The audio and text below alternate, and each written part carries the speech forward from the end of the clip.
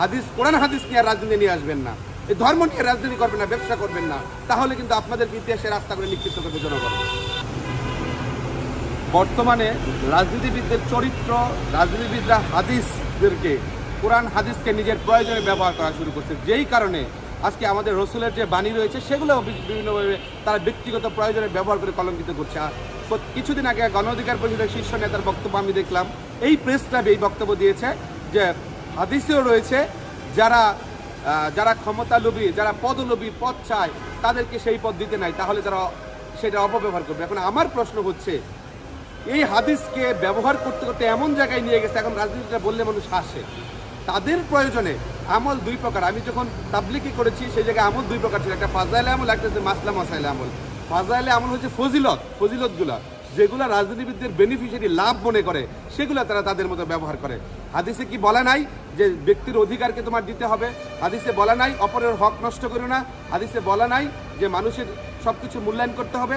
স্পষ্টভাবে আমি বলি, এটা ফাজাইলে আমলের ব্যবহার করছে যে না, এই যারা পদ চাইবে, মানে পদের তো আমি, যে ব্যক্তিরা বলছে যে যারা পদ চাইবে তাদের পদ দেওয়া যাবে না, তাদের কি পদ নাই? তারাও তো পদ হোল্ড করে বসে আছে।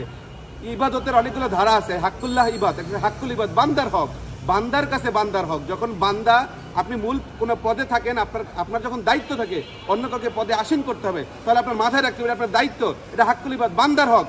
বান্দার হক যে ব্যক্তি নষ্ট করবে, সেই বান্দা ছাড়া অন্য কেউ সেই মাফ করতে পারবে না। হাসরে কালকে আমাদের দিন তার পিছন পিছন ঘুরতে হবে। তাহলে আমি বান্দার হক, আমাকে কেন বঞ্চিত করা হয়েছে? দেখি নেতাদের কেন বঞ্চিত করা হয়েছে?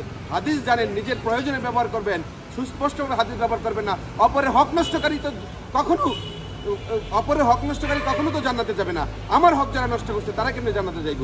সুতরাং এইখানে হাদিসকে নিজের প্রয়োজনে ব্যবহার করা হচ্ছে। এই হাদিসকে নিজের প্রয়োজনে ব্যবহার করার কারণে আজকে রাজনীতিবিদদেরকে মানুষ বিশ্বাস করে না, যে হাদিস বলে, কোরআন হাদিস পড়ে, এগুলো মানুষ বিশ্বাস করে। আমি বলতে চাই, আপনি আপনার সময় 16 আনা, অন্য মানুষের সময় 1 আনাও না, সেই সিদ্ধান্তের বাইরে এসে অন্য হাদিসগুলো পড়েন।